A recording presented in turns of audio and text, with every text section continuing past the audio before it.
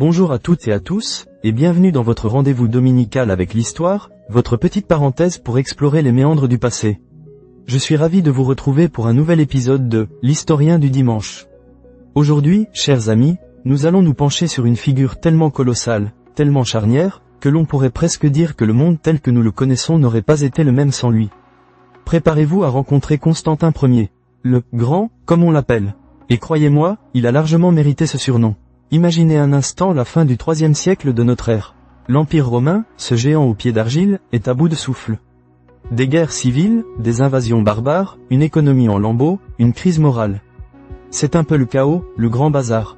Il y a eu des empereurs qui se succédaient à la vitesse de l'éclair, souvent assassinés, sans jamais réussir à stabiliser quoi que ce soit. C'était un peu comme un immense navire qui prend l'eau de toutes parts, et personne ne semble avoir la barre en main. C'est dans ce contexte de turbulence que Dioclétien, un empereur visionnaire mais autoritaire, tente de redresser la barre. Pour gérer cet empire tentaculaire, il met en place la tétrarchie, un système de gouvernement à 4. 2 Augustes, qui sont les empereurs principaux, et 2 Césars, leurs adjoints et successeurs désignés. 4 capitales, 4 armées, une tentative de rationaliser l'irrationnel. Ça a bien fonctionné pendant un temps, mais, comme souvent avec les systèmes trop complexes, les rivalités n'ont pas tardé à ressurgir. C'est dans ce bouillonnement, dans cette machine politique instable, que notre Constantin entre en scène. Constantin n'est pas né avec une cuillère en argent dans la bouche, du moins pas une cuillère impériale. Son père, Constance Chlore, était un officier romain qui a grimpé les échelons jusqu'à devenir l'un des Césars, puis Auguste. Mais Constantin, lui, a passé une partie de sa jeunesse à la cour de l'empereur Dioclétien, puis de Galère, à Nicomédie, en Asie mineure. Il était, disons-le, un invité permanent, un peu comme un semi-otage de luxe, une garantie de bonne conduite pour son père. Il y apprend l'art de la guerre, la politique, la diplomatie, mais aussi la patience et la prudence. Il observe, il comprend les rouages du pouvoir. Et surtout, il voit la fragilité de cette tétrarchie qui devait apporter la paix. En 305, coup de théâtre, Dioclétien abdique, entraînant avec lui son co-Auguste Maximien. Constance Chlore et Galère deviennent Augustes. Mais Galère n'a pas l'intention de laisser Constantin hériter du pouvoir si facilement. Il le garde près de lui, sous bonne garde, sans doute pour l'écarter de la succession. Mais Constantin, lui, est ambitieux et malin. Et il a un sens aigu de l'opportunité. Imaginez la scène, en 306, son père, Constance Chlore, est parti en campagne en Bretagne, notre Grande-Bretagne actuelle. Constantin le rejoint, après une fuite rocambolesque de la cour de Galère.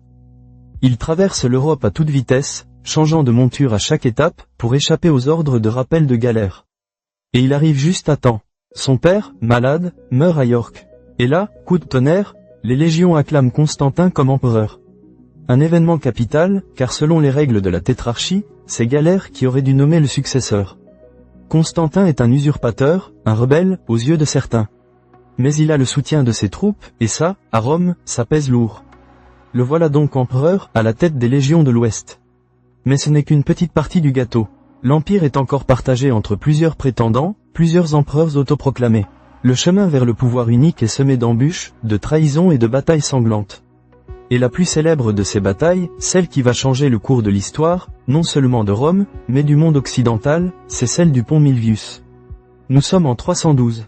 Constantin marche sur Rome. Son adversaire, Maxence, le fils de l'ancien empereur Maximien, qui s'est lui aussi proclamé empereur et contrôle l'Italie.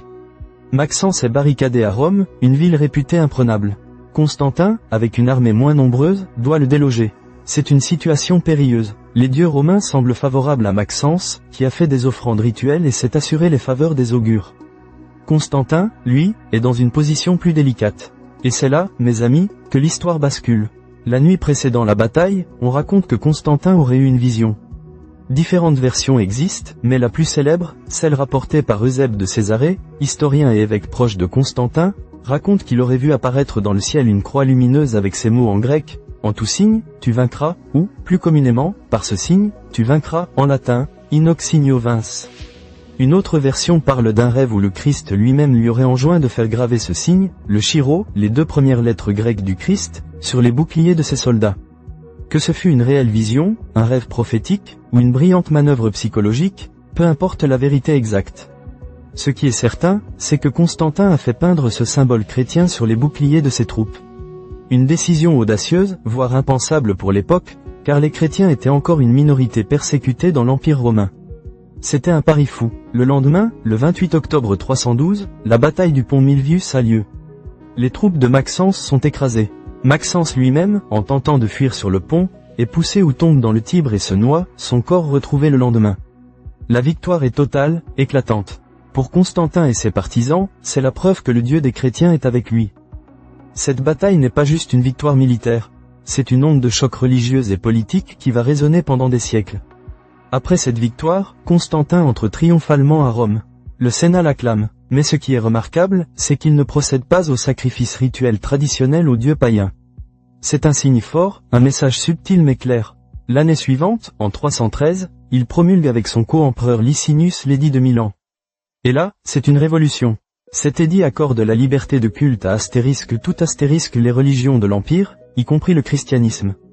Fini les persécutions. Les chrétiens, qui vivaient dans la peur et clandestinement depuis des siècles, peuvent enfin pratiquer leur foi au grand jour. Leurs biens confisqués leur sont rendus. C'est une tolérance inédite et elle marque un tournant majeur. Constantin, il faut le souligner, ne devient pas chrétien du jour au lendemain. Sa conversion est un processus, une évolution. Pendant longtemps, il restera un pontife Maximus, chef des cultes romains, et continuera à honorer certaines traditions païennes. Il est un homme de son temps, pétri de culture romaine, mais il a vu dans le christianisme une force nouvelle, une religion capable d'unifier un empire divisé. Il a compris son potentiel. Il a compris que cette religion, avec son message universel et sa structure organisée, pouvait devenir un pilier de l'État. Bien sûr, la route n'est pas encore finie.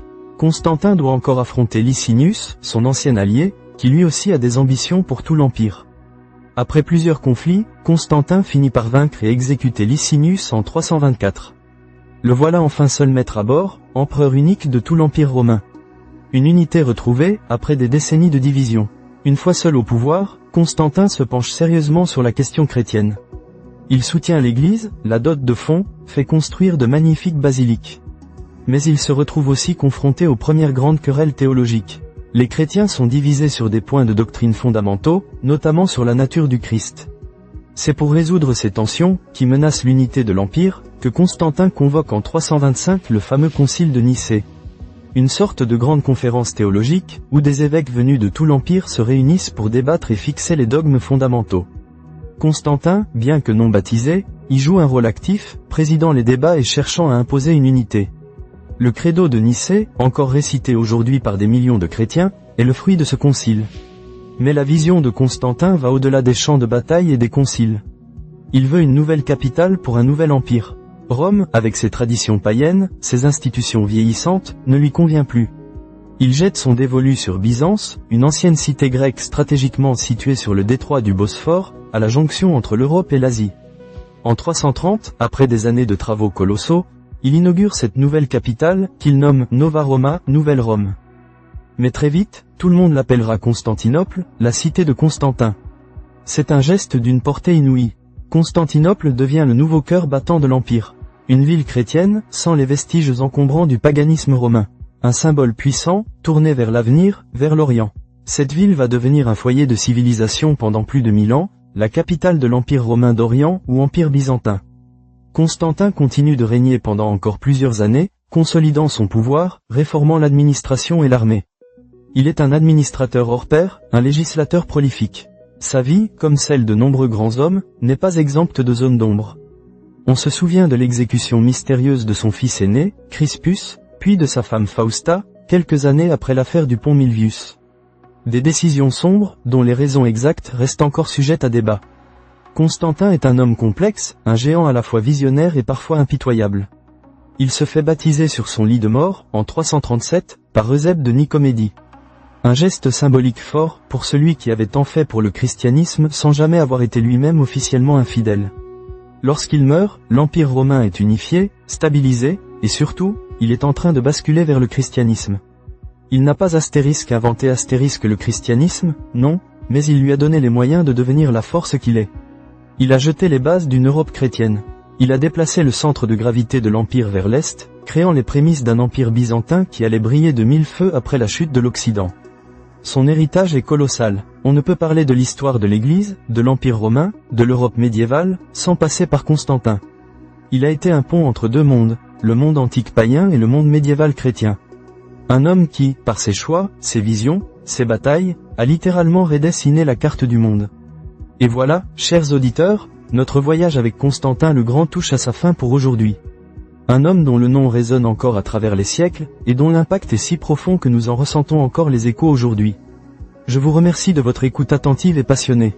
J'espère que cette plongée dans la vie de Constantin vous a captivé autant que moi. N'hésitez pas à partager cet épisode si vous l'avez apprécié. Je vous donne rendez-vous la semaine prochaine pour une nouvelle aventure historique. D'ici là, portez-vous bien et continuez à explorer le passé, car c'est en le comprenant que l'on éclaire le présent. À très vite dans l'Historien du dimanche.